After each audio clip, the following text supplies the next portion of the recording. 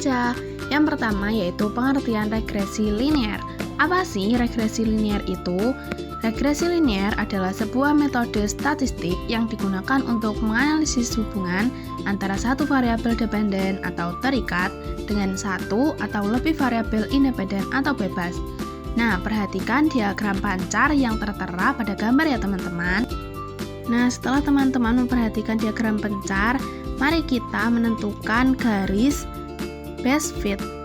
Salah satu cara untuk menentukan garis yang tepat yaitu melihat jarak garis dengan titik-titik yang ada. Semakin dekat garis ke semua titik-titik pada diagram pancar, maka semakin tepat garis tersebut. Jadi, kemungkinan garis yang tepat sebagai garis best fit yaitu garis yang biru. Nah, cara berikutnya menentukan garis best fit. 1. Metode kuadrate kecil.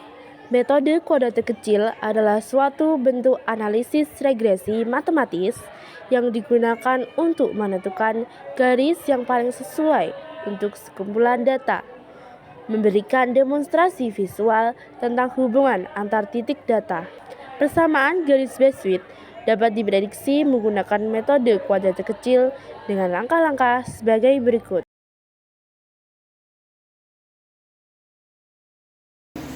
Assalamualaikum warahmatullahi wabarakatuh.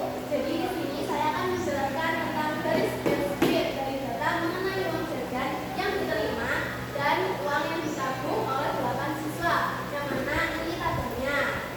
Nah, langkah pertama yaitu kita membuat grafik terlebih dahulu. Nah, agar kita memudahkan untuk menentukan garis best fitnya,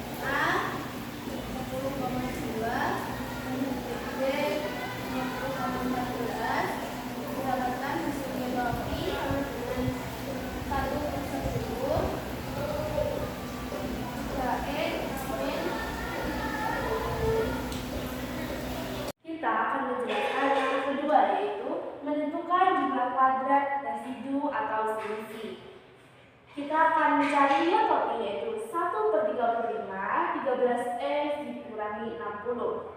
Kita akan mengatur seperti ini, yaitu y topi sama dengan 1/35 sama dengan 13x dikurangi 60. Untuk x-nya sama dengan 10. Y topi sama dengan 1/35, 13 dikali 10 dikurangi 60. Y topi sama dengan 1/35, 130 dikurangi 60. Y topi sama dengan 1/35 dikali 70. Jadi Y topi hasilnya adalah 2.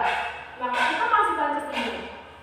Sedangkan yang mencari Y dikurangi Y topi adalah, kita masukkan nilai Y ini adalah 2. 2 ini dikurangi Y topi, ya, jadi Y topi ini adalah 2. Jadi 2 dikurangi 2 hasilnya adalah 0. Begitu pula untuk seterusnya. Sedangkan untuk Y dikurangi Y topi pangkat 2 adalah, kita langsung saja hasil ini 0 didapatkan kedua. Jadi 0 pangkat 2 hasilnya adalah 0. Selanjutnya kita akan mencari Y topi sama dengan 1/35, 9x ditambah 40. Y topi sama dengan 1/35, 9x ditambah 40. Untuk x sama dengan 10. Y topi sama dengan 1/35, 9 dikali 10 ditambah 40. Hasil Y topi adalah 1/35 dikali 130.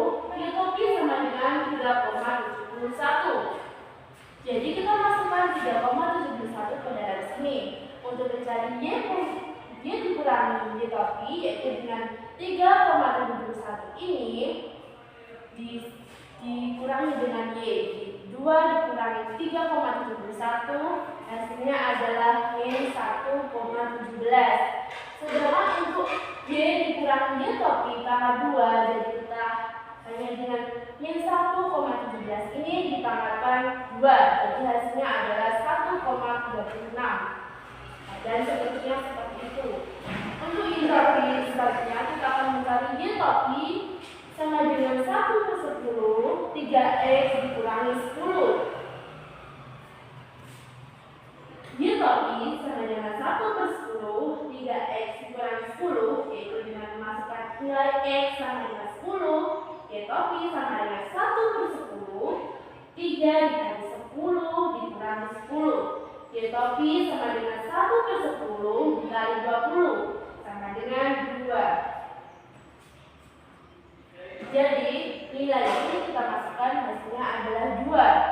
Selanjutnya kita akan mencari Y dikurangi Y topi, yaitu hasilnya adalah 0 karena nilai 2 ini dikurangi nilai 2 ini hasilnya adalah 0. Dan untuk mencari Y dikurangi Y topi dipangkat 2 adalah dengan mempangkatkan hasil ini. Jadi 0 pangkat 2 adalah 0. Dan begitu pula seterusnya. Perkenalkan, nama saya Muhammad Gamal Lutfi, absen di 24. Ya, oke, jadi saya akan menjelaskan tentang soal matematika yang mengenai beban linear. Yang pertama, salah satu faktor yang mempengaruhi beban udara suatu tempat yaitu rata-rata suhu harian. Tabel berikut menyajikan perkiraan rata-rata suhu harian. Tabel berikut menyajikan perkiraan rata-rata suhu harian beban udara di kota Indonesia pada bulan Juni tahun 2023. Bisa dilihat tabelnya seperti ini. Untuk soal yang pertama, di antara persamaan yang pertama yaitu Y topi pertama sama dengan 109 dikurangi X dan Y topi kedua sama dengan 108 dikurangi X. Manakah yang lebih tepat untuk memprediksi kelembapan udara di Indonesia pada Juni 2023? Oke, langsung saja ke jawabannya. Untuk mengetahui Y topi pertama sama dengan 109 dikurangi X yang kita ambil, maka persamaan 109 dikurangi X sama dengan di sini 77. Yang kedua 109 dikurangi 30, maka hasilnya 79. Yang ketiga 109 kurangi 31 maka hasilnya 78. Hasilnya karena ini sama maka hasilnya sama 78. Untuk mengetahui Y dikurangi Y topi maka kita ambil di sini 78 dikurangi 77 sama dengan 1. 80 dikurangi 79 sama dengan 1. 4 dikurangi 78 maka di sini minus 4. 78 dikurangi 78 sama dengan 0. 82 dikurangi 78 sama dengan 4. Untuk yang ketiga Y dikurangi Y topi kuadratkan maka hasilnya di sini 1, di sini juga 1, sini minus 4 dikuadratkan sama dengan 16. Dan ini 0 dan ini 4 dikuadratkan sama dengan 16. Nah, yang terakhir jumlah kuadrat residu atau sigma sama dengan sigma Y dikurangi Y topi kuadrat maka ini dijumlahkan maka hasilnya 1/2 hasilnya terakhir 34. Jadi sigma Y dikurangi Y topi kuadrat sama dengan 4. Itu yang persamaan pertama. Yang persamaan kedua kita langsung saja.